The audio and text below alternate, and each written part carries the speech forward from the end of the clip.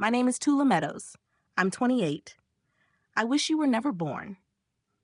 My father said that at my own birthday dinner in front of 43 people. The candles on the cake were still burning. No one moved. No one spoke. My stepmother nodded as if he had just stated a simple fact. My half-sister held her phone up and kept recording my face. That was 4 months ago. Since then, I haven't raised my voice. I haven't cried in front of anyone. But I did something that made my father call me 17 times in one night. By the 18th call, his voice wasn't angry anymore. It was pleading. Before I continue, please take a moment to like and subscribe, but only if this story truly connects with you. Leave a comment with your city and the current time where you are. Now let me take you back to 3 days before my birthday, the night I learned what the party was really meant for. You need to understand something about the Meadows family for this to make sense. My father, Gerald Meadows, is 58. Broad shoulders, deep voice, the type of man who enters a room expecting everyone to adjust around him. For as long as I can remember, he was the center of every holiday, every gathering, every decision.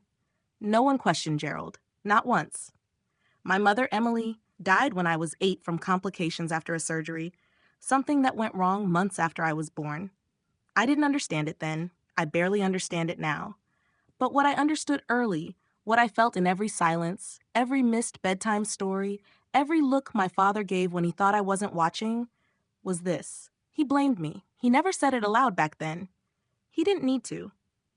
It lived in what he didn't do. He didn't attend my school plays. He didn't put my drawings on the refrigerator. When I got the flu in 4th grade, it was my grandmother Eleanor who drove 40 minutes to pick me up, not him.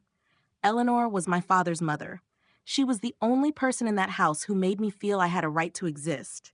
She called me my girl. She attended every recital. She passed away 2 years ago, and some days I still reach for my phone to call her. After my mother died, my father remarried. Linda Holt became Linda Holt Meadows. She brought her daughter, Belle, from a previous marriage. Belle was 4 years younger than me, blonde, loud, and immediately, permanently the favorite. I was moved into the smallest room upstairs. My mother's photos came down, Linda's went up, and that was only the beginning. 4 years ago, my father lost his job at a logistics company. Downsizing, they said. He never searched for another one. By then, I was working as a registered nurse at the community hospital. 12-hour shifts, night rotations, the kind of exhaustion that sits behind your eyes and stays. When the first mortgage notice arrived, Gerald left it on the kitchen counter without a word. Linda mentioned it at dinner as if she were commenting on the weather. "Someone should probably handle that," she said, looking directly at me. So I handled it. The mortgage, electricity, water, property taxes, homeowner's insurance. $20,800 a month came straight from my paycheck. I set up autopay so I wouldn't have to think about it. I told myself it was temporary. Gerald would find work. Things would stabilize. They didn't. Instead, Linda became comfortable. She learned that my credit card had a supplementary card, one she had convinced Gerald to authorize. I started seeing charges I didn't make. A $300 coat for Belle, shoes, a handbag, and then a $1,200 designer bag charged 3 weeks before my birthday. When I questioned it, Gerald ended the conversation with 4 words, "She's your sister, Tula." She wasn't, but I had stopped correcting him years earlier. What kept me quiet was a promise. In her final weeks, Eleanor held my hand and said, "Keep this family together, my girl. They'll fall apart without you." I believed her. I thought if I kept paying, kept showing up, kept being responsible, eventually they would see me. Eventually my father would look at me and see something other than the daughter he believed cost him his wife. I was wrong. But that Juan's $1,200 bag, that was the first crack. 3 nights before my birthday, I came home from a double shift at 1 a.m. The house should have been dark. It wasn't. Light came from under the kitchen door, and I heard voices, low and deliberate, the kind people use when they don't want to be overheard. I stopped on the stairs and held my breath. Linda spoke first, clear and steady. We announce it at her birthday. 40 people. If she says no in front of everyone, she looks selfish. If she says yes, problem solved. My father answered slowly. And if she makes a scene? A pause. Then you do what you should have done years ago. Cut her off. I leaned against the wall. My scrubs were still damp from work. My hands were shaking. They were talking about my savings. You got 52,000. 6 years of overtime, holiday shifts, skip vacations. Every dollar I had that wasn't already going into their mortgage, utilities, and Linda's credit card use. Belle was engaged. I hadn't even known until that moment, and they wanted my money for her wedding. Not asked, planned, organized, time for an audience. She owes this family, Linda said without hesitation. It's time to collect. I backed up the stairs one step at a time. My heart was pounding so hard I was sure they could hear it. They didn't. I sat in my small room for 2 hours. I didn't cry. I stared at the ceiling and thought about every payment, every quiet dinner, every time I swallowed the word no, because I was afraid of what would happen if I said it. Something shifted that night. I didn't know what yet, but it had already started. The next morning, I sat in my car in the hospital parking lot and made a call I had delayed for 2 years. Margaret Calloway, 64, a state attorney, and my grandmother's closest friend for 3 decades. Eleanor had mentioned her once in her final days, her voice so quiet I almost missed it. If you ever need to understand what I've left behind, she whispered, call Margaret. I had written the number on the back of a grocery receipt and kept it in my wallet. It stayed there through the funeral, through 2 years of bills, silence, and a house that never felt like mine. Margaret answered on the second ring. Tula Meadows, she said, as if she expected me. Your grandmother told me you would call eventually. I told her I needed to know what Eleanor had left. She said, come to my office. There are things your grandmother wanted you to understand when you were ready. Then she asked, are you ready? I said, I think so. She replied, then I'll have everything prepared. I scheduled the appointment for the week after the birthday dinner. Whatever was coming, I had to get through Saturday first. That afternoon, Belle found me in the kitchen. She held up her left hand, showing a diamond ring I had never seen before. You're going to help with my wedding, right? She asked, smiling. Dad says you have savings. I looked at the ring. I looked at her face. She wasn't being cruel. She truly believed I existed to support her life. That made it worse. We'll talk about it later, I said. I didn't know what Margaret would reveal. But I knew one thing. Whatever Eleanor left behind, she left it for a reason. My grandmother was a careful woman. Very careful. Let me explain what $52,000 means when you're a nurse. It means 6 years of taking every holiday shift no one wanted. Christmas, Thanksgiving, New Year's Eve. It means eating leftovers in the break room instead of going out. It means driving a car with 200,000 miles because a new payment would slow your savings. That money was my exit plan, a down payment on a small place of my own. A life that didn't revolve around automatic transfers to a house where no one thanked me. If I gave it to Belle's wedding, I would be starting over at 28 with nothing to show for years of work. No safety net, no future. Just a reception I helped fund and a seat in the back of a church. But what hurt most wasn't the money. It was the pattern. When I was 18, I applied for a nursing scholarship, full tuition. I was accepted. The letter arrived in a white envelope addressed to me, but I never saw it. I found out 2 years later by accident when a former teacher mentioned it at a grocery store. I went home and searched. I found the opened envelope in my father's desk drawer, hidden behind old tax forms. He had read it. He never told me. When I confronted him, he didn't react. You weren't ready, he said. You would have failed.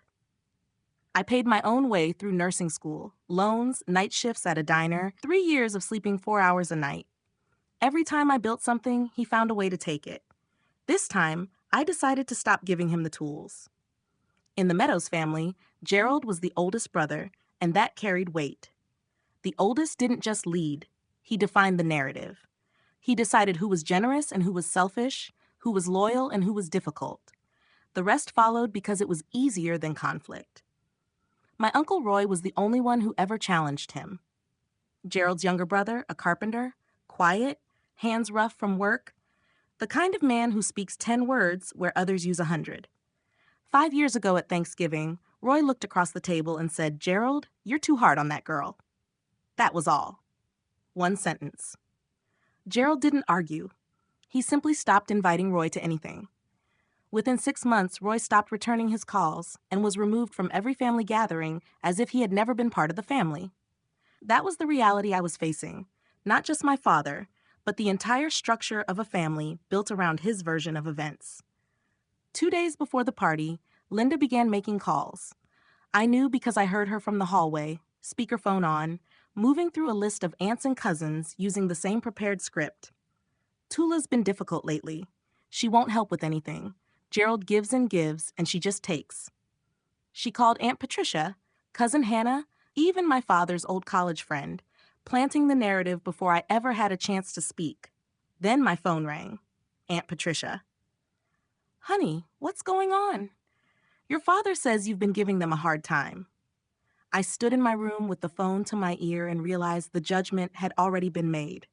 The decision was final, and I had never been heard. I was walking into my birthday dinner already blamed. The only question was whether I would accept it. The night before my birthday, I stood in the bathroom and studied my reflection for a long time. Dark circles from a 56-hour work week. Hair tied back in a loose knot I hadn't fixed. My scrub still carried the smell of antiseptic. This is what someone looks like after being worn down slowly. Not by one event, but by hundreds of small ones. Moments that said, without words, that you didn't matter. Through the wall, I heard Linda again, still on the phone, her voice echoing slightly from the master bedroom speaker. She's always been jealous of Belle. Some people just don't know how to be grateful. I pressed my ear to the wall without thinking. Gerald's given her everything, a home, food, stability, and she can't even do this one thing for her sister. Honestly, I don't know what Emily would think. Hearing my mother's name used that way made my hands press flat against the wall. I closed my eyes. For a moment, I wanted to open the door and shout until someone understood what it felt like to live in that house. But I didn't. Anger was exactly what they expected. It was the scene Linda had prepared 43 people to witness, the ungrateful daughter causing trouble. I stepped away, sat on the edge of my bed, and remembered something Eleanor used to tell me. Quiet strength, my girl. Let them shout. You just keep standing. So that's what I chose to do. I picked out a dress for my birthday and prepared myself. Saturday evening was at Rossini's, a mid-range Italian restaurant on the east side with exposed brick and warm hanging lights. Gerald had reserved the private dining room for 43 guests. I arrived wearing the only formal dress I owned, navy blue simple. I had curled my hair and put on lipstick. For the first time in months, I wanted to feel like someone worth celebrating. The room was full of conversation, white tablecloths, candles, and glass holders. A banner on the back wall read, "Happy birthday, Tula." There was even a chocolate cake, my favorite. For a moment, I allowed myself to believe the evening was truly about me. Then I saw the seating arrangement. The main table under the banner had 5 chairs. Gerald at the head, Linda beside him, Belle next to her, Belle's fiancé Derek Collins, and a seat reserved for Gerald's college friend. My name was printed on a place card at a smaller table near the kitchen door, at my own birthday dinner. I picked it up and sat down quietly. People greeted me as they passed, quick hugs, brief birthday wishes, but every conversation returned to Belle. "Let me see the ring. When's the wedding? Linda, you must be so excited." I stayed at my table, sipping water and smiling when someone glanced my way. Then Gerald stood and tapped his glass with a knife. The room quieted. He picked up the wireless microphone and looked at the crowd. "Tonight is special," he began, smiling, "not just because of Tula's birthday." My chest tightened. "We also have exciting news."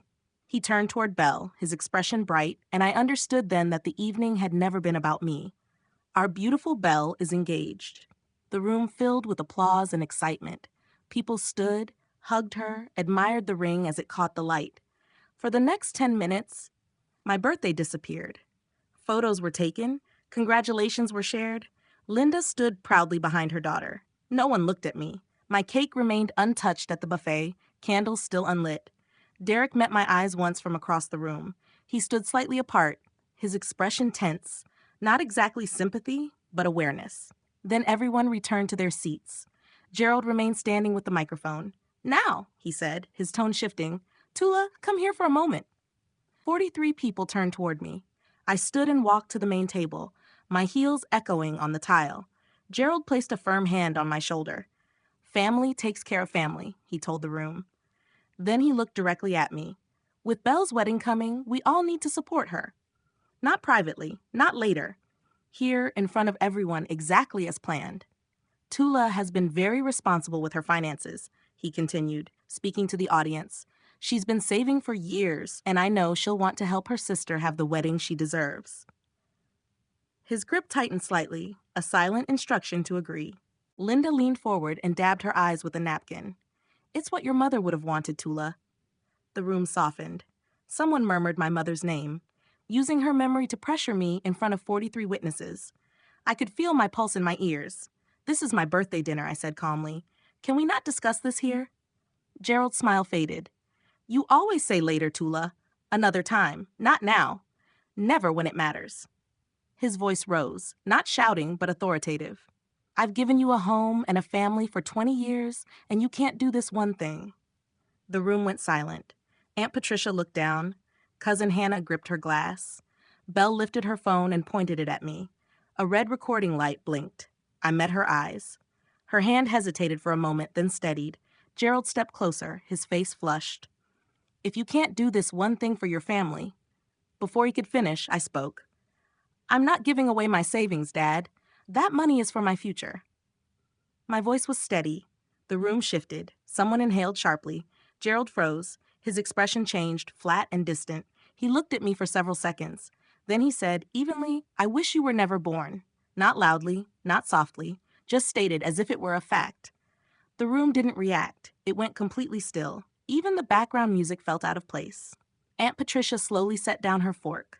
Linda glanced at Gerald, then at me, and nodded once, as if confirming something long expected. Belle's phone was still pointed at my face, her hand now shaking. Behind her, Derek pushed his chair back slightly, creating distance. Something inside me shifted, not a break, but a quiet internal fracture. I looked at my father, then at the room full of people who had heard those words and remained silent. I made a decision. I didn't cry. I picked up my napkin, folded it neatly, and placed it beside my untouched glass. I looked around once more at the 43 people. Some avoided my eyes, others watched without speaking. It no longer mattered. I said, "Thank you all for coming to my birthday." Then I picked up my bag, walked across the room, and left. Outside, the night air felt sharp and cold. I reached my car before my hands began to shake. I sat behind the wheel for 3 minutes, holding it tightly and breathing slowly, the way I would guide a patient through panic. Then I picked up my phone. One contact, one call. Margaret Calloway answered on the first ring at 10:15 on a Saturday night. "Margaret," I said, "I want to come in tomorrow. I'm ready." There was a brief pause, then her calm voice, unsurprised, as if she had expected this moment. "I'll have everything prepared, Tula. 9 o'clock. I ended the call. I didn't yet know what everything meant. I didn't know what Eleanor had left or why Margaret had been waiting for 2 years. What I did know was that my grandmother never acted without purpose. She was careful with her recipes, her garden, her weekly calls. She would have been just as careful about this. I started the car and drove away. I didn't look back at the restaurant once. At 6:30 a.m., the house was quiet. I had packed the night before, one suitcase and one duffel, only my belongings, clothes, my nursing license, and a photo of Eleanor and me at the county fair when I was 11. Everything else stayed. I carried the bags downstairs in 2 trips, stepping over the 3rd creaky stair out of habit. No one woke. Gerald's snoring came from behind the master bedroom door. Linda was likely still wearing her sleep mask. At the kitchen table, I opened my laptop and spent 15 minutes working carefully and silently. First, I moved my savings to a new account at a different bank.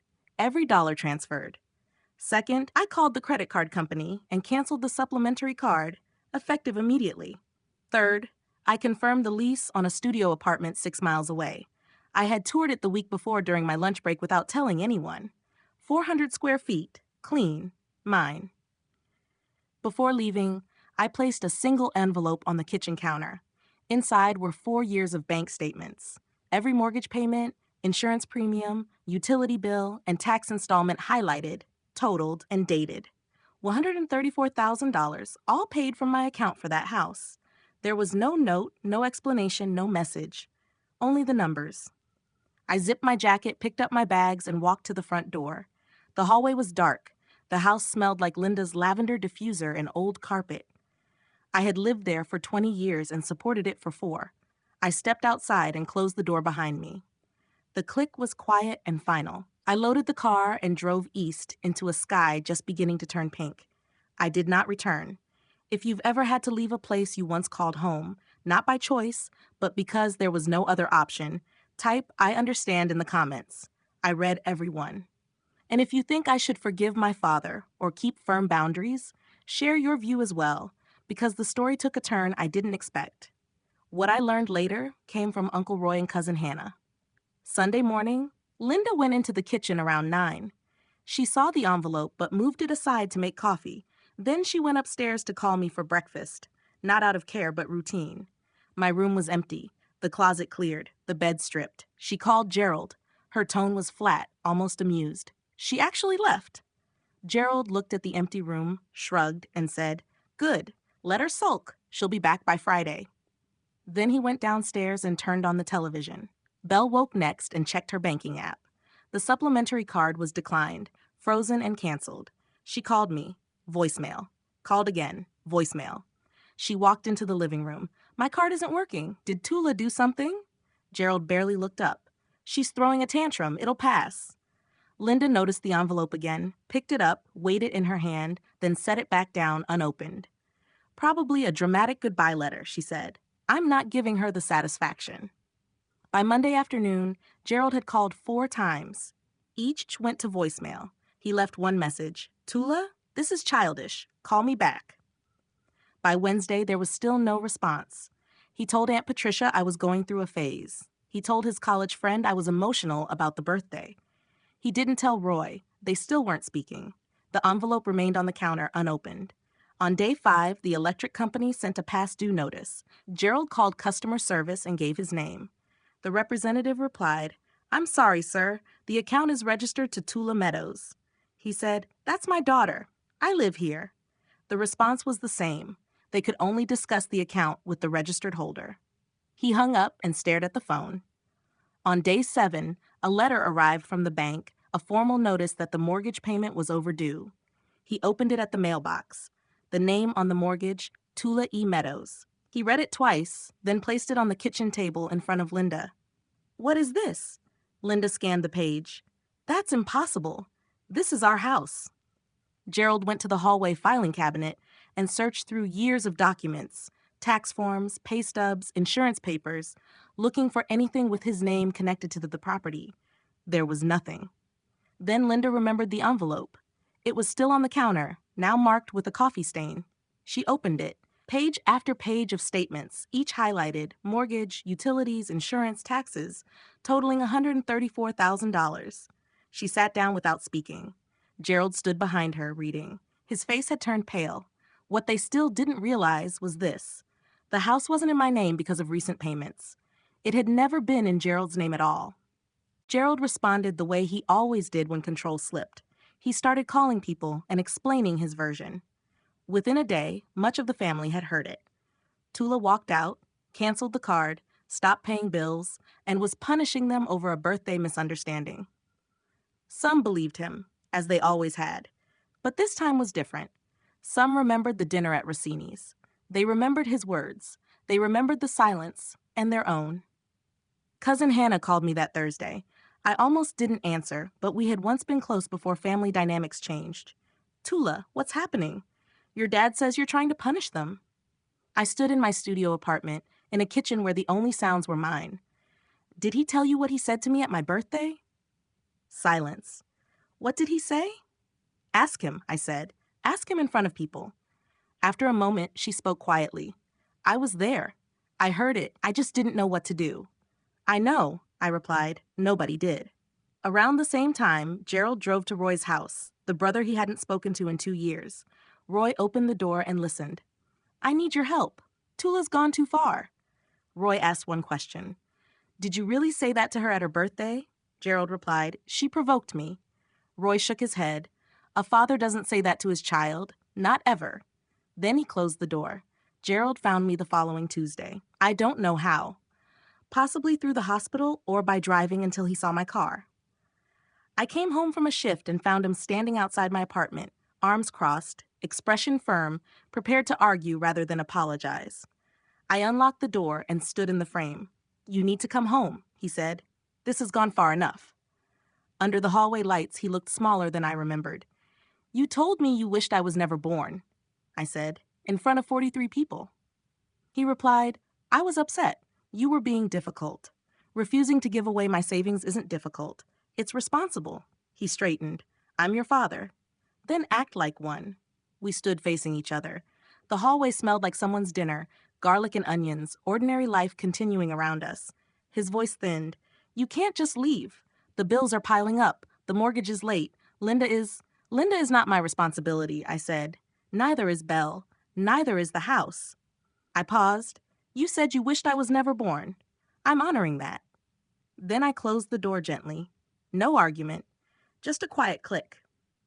He stood there for a while. I could see his shadow under the door. Then he left.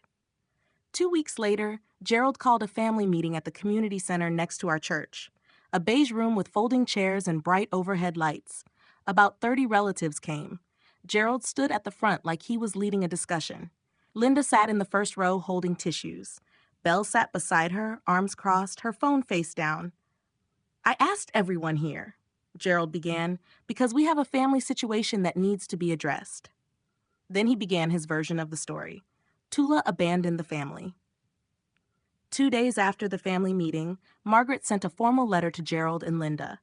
A 60-day notice to vacate the property at 412 Burwood Lane. The letter was typed on firm letterhead, sent by certified mail. Every line was legally precise, procedurally correct, and fully within my rights as the property owner. I didn't send it myself or attach a personal note.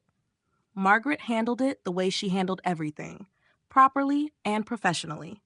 That night, Gerald called me 17 times. Calls 1 through 10 were angry. I know because I listened to the voicemails the next morning in order, like chapters of a story whose ending I already understood. "You think this is funny? This is my family's house. You ungrateful." Click. Calls 11 through 15 changed tone. Harder to hear. The anger began to crack, and underneath it was something thinner. Desperation. "Tula, we can talk about this. Just tell Margaret to withdraw the letter. I'll apologize. Is that what you want?" Call 16 was silence. 28 seconds of breathing, then the line disconnected. Call 17, the last one, held none of the authority or performance. "Tula, please. Where are we supposed to go?" I sat on the edge of my bed in my small studio apartment, morning light coming through the window, a mug of coffee cooling on the nightstand. I played that last voicemail twice. I didn't feel victory or satisfaction. I didn't feel vindicated. Instead, I felt something quieter, like setting down a weight I had carried for 20 years, and only then realizing how much it had strained my shoulders. I saved the voicemail, closed my phone, and went to work. I had a 12-hour shift. Patients still needed me. That part of life hadn't changed. 3 days later, Belle called. I almost didn't answer, but something made me press the green button. Maybe it was the memory of her pulling her arm away from Linda in that church room. Maybe it was simple curiosity. "Tula," she said, her voice thick and congested from crying. "Please, can we just talk?" I replied. "I'm listening." She hesitated. "If we lose the house, my wedding, everything is falling apart. Can you just tell Margaret to stop?" I leaned against my kitchen counter. Outside, a neighbor's child was riding a bicycle in circles. The normal scene felt strangely distant. "Belle, did you watch the video you recorded that night?" Silence. "What video?" "At the restaurant. You held your phone up while Dad said those things. You didn't lower it. You didn't say, 'Dad, stop.' You just kept recording." Another silence, longer this time. "I didn't mean—" "I know," I said calmly. "That's exactly the problem. You never mean anything. Things just happen around you and you allow them." I could hear her breathing unevenly. "I'm not doing this to punish you, Brielle. I'm not punishing Dad. I'm not punishing Linda. I'm done being the person who sacrifices everything so everyone else can stay comfortable," she whispered. "But where will we—" I stopped her. "That's not my responsibility to answer anymore." There was a long pause. I could hear Linda's voice in the background, quiet but urgent, telling her what to say next. "I have to go," I said. "Tula, wait." "Belle, I wish you well. I really do. But this conversation is over." I ended the call and set my phone face down on the counter. It was the gentlest ending I could offer, and it was still one of the hardest choices I've ever made. But it wasn't the last call I received that week. The next call came on a Friday evening. I didn't recognize the number. I almost let it go to voicemail, but I'd had enough voicemails for one lifetime, so I answered. Tula, this is Derek. Derek Collins. I set down the takeout container I'd been eating from. Belle's fiancé. We had never spoken one-on-one before. Not even once. I know this is unexpected, he said. His voice was careful and measured, like someone who had spent days preparing for the call. I wanted to say something, and I think I owe it to you to say it directly. I replied, I'm listening. I was there that night at the restaurant. I saw what happened. A pause. I should have said something. I should have stood up. I didn't, and I'm sorry. I stared at the wall of my apartment. A thin crack ran along the plaster near the ceiling. I'd been meaning to mention it to the landlord. Thank you, Derek. There's more. Another pause. I've been watching how your family treats you. Not just that night, the months before. The way Linda talks about you when you're not there. The way Gerald takes credit for things I now know you paid for. His voice tightened. Honestly, Tula, I'm rethinking a lot of things. My chest ached, not from pain, but from something rarer. Recognition. That's between you and Belle, I said quietly. I know, it is, but I wanted you to know someone in that room saw you, and what your father did was wrong. For the first time since my birthday night, my eyes burned. I blinked twice. Thank you, I said again, and this time I meant it completely. We said goodbye, and I sat still for a while. After everything, someone had actually seen me. Week 3. Gerald and Linda moved out of 412 Burwood Lane, not because the 60 days were over, they still had time, but because the mortgage was past due, the electric bill had gone to collections, and Gerald couldn't bring himself to call me for help paying for a house he now knew wasn't his. Uncle Roy took them in. He prepared the spare bedroom, cleared space in the garage for Gerald's boxes, and cooked dinner the first night without making a speech. That was Roy, practical before emotional. But he had one rule. You can stay, he told Gerald, but you don't speak her name like that under my roof.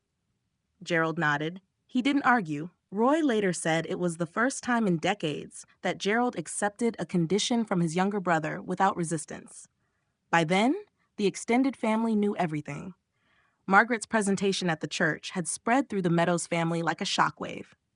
Aunt Patricia called to apologize. Cousin Hannah sent a long message ending with, I should have spoken up that night. I'm sorry I didn't. Several other relatives reached out, some awkward, some emotional, some brief messages that simply said they were thinking of me. Linda tried a different approach. She posted a long, emotional Facebook status about being forced out of our home by a vindictive stepdaughter and tagged several relatives with a crying emoji. It stayed up for 2 hours. Cousin Hannah replied with a screenshot of the bank statements, names and account numbers covered, but totals visible. 23 people saw it before Linda deleted the entire post. Belle's social media went silent. Her account, usually active multiple times a day, showed nothing for the first time in years. That silence spoke louder than anything she had ever posted. Margaret delivered the second envelope on a gray Wednesday morning. She had held it for 2 years, sealed and handwritten, with specific instructions from Eleanor. Give this to Gerald, only after he learns the truth about the house. Eleanor had known, not the exact details, but the direction, the outcome that was likely.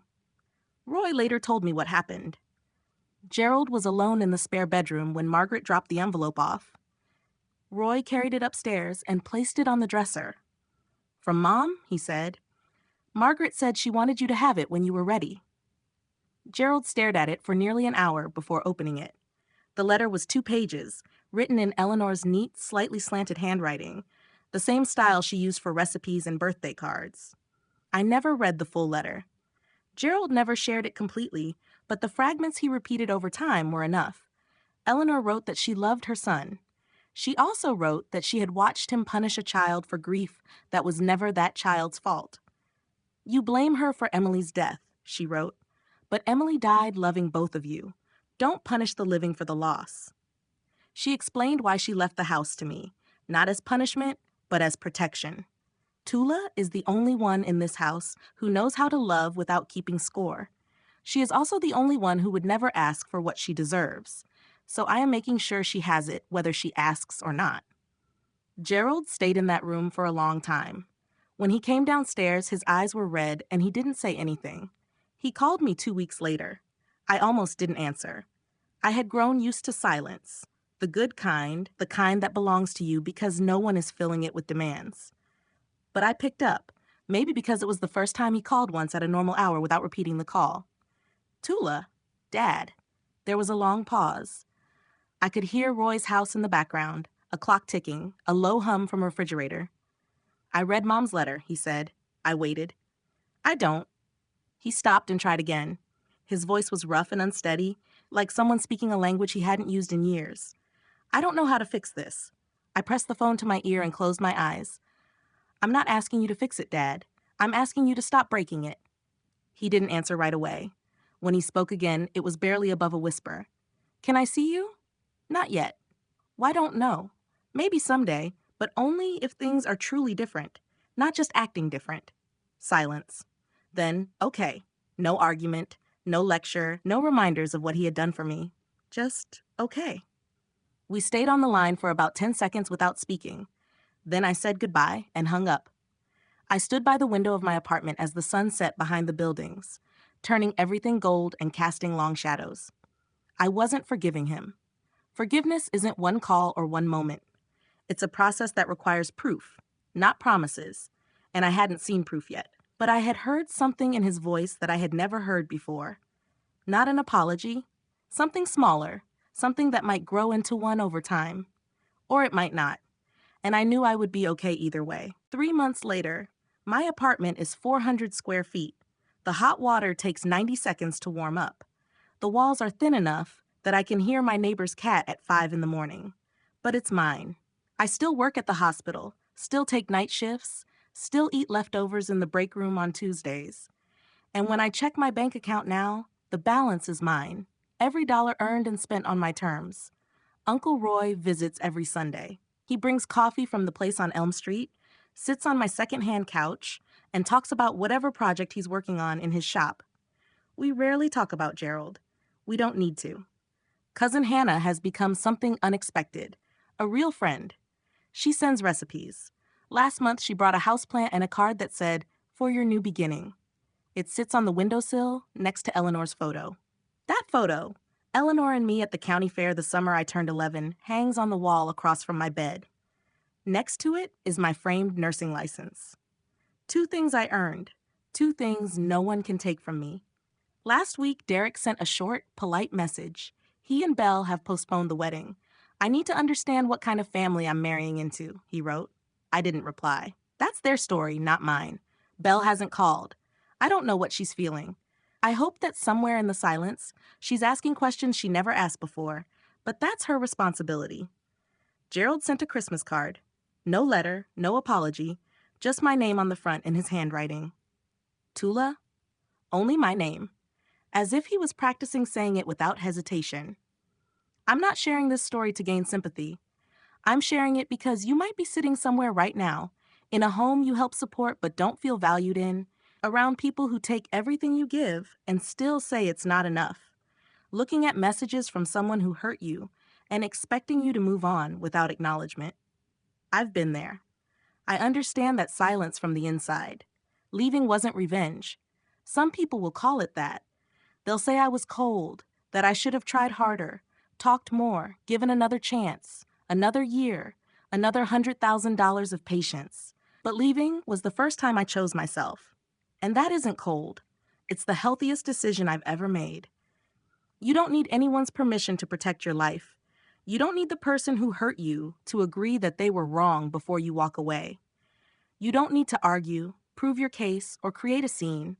Sometimes you simply fold the napkin, stand up, and leave. My grandmother taught me that, not through words, but through how she lived. She loved deeply and planned carefully.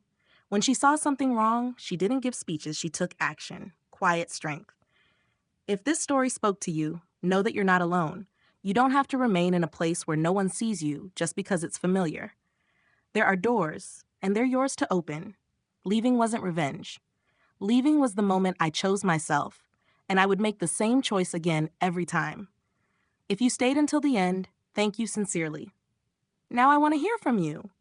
Do you think Gerald has truly changed, or is this only temporary regret? Type changed or temporary in the comments. I read every response, and I heart the ones that make me think. And if you'd like more stories like this one, check the description. There's another one waiting for you.